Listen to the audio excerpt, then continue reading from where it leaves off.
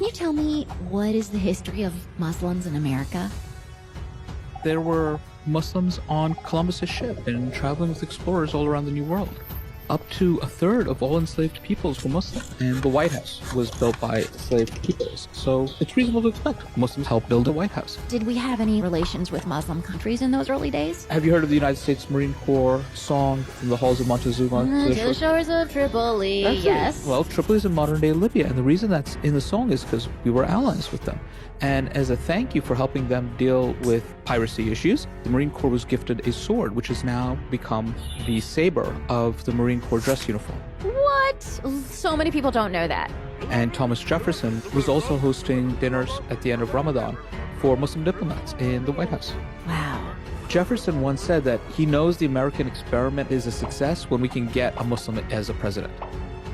I heard somewhere that the Statue of Liberty has some Muslim connection. The designer based it on an Egyptian Muslim woman. Oh my God, Lady Liberty totally has a Muslim face. And that kind of tracks because I feel like mine and her nose are very similar.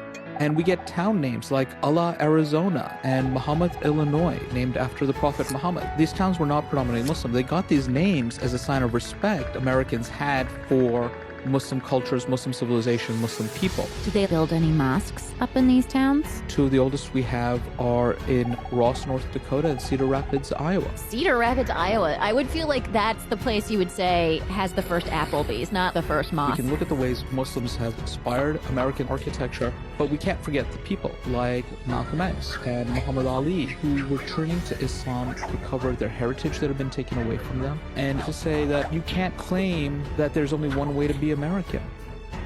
And what about today's Muslim influencers, or as I like to call them, Musfluencers? I grew up in New York listening to a Tribe Called Quest, and when they dropped their new album, I was really excited. And they performed with Dave Chappelle on Saturday Night Live, and I think it was the first time that both the host and the musical guests of Saturday Night Live were all Muslims. Dave Chappelle is a Muz. He is. So is Ice Cube. DJ Khaled, French Montana. Shaquille O'Neal. Shaquille O'Neal. In the Olympics, we had two American Muslim women, Ibtihaj Muhammad in fencing, and Delilah Muhammad, who won a gold in track and field.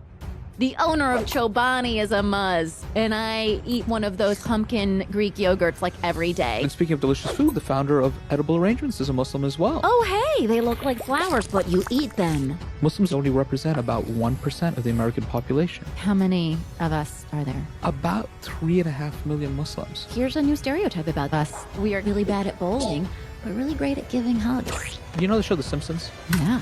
Bart has a Muslim friend. Yeah. And if Bart can have a Muslim friend, I think we can all have Muslim friends. Guys, go out there and get yourself a Muslim friend. We're pretty nice. Learn from Bart Simpson. Cowabunga dude.